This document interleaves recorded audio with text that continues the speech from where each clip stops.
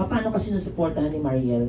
Siya ba babalik sa movies or magiging leading lady mo ba siya in one of your projects? May bantay ka agad, kau naman. Wala mo nang Leading bantay. lady lang. Hindi. Busy si Mariel sa mga bata.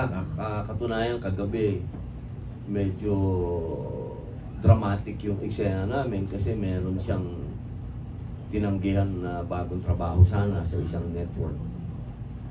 Dahil nga concentrated sa mga bata. Kasi sa umaga, naghahatid.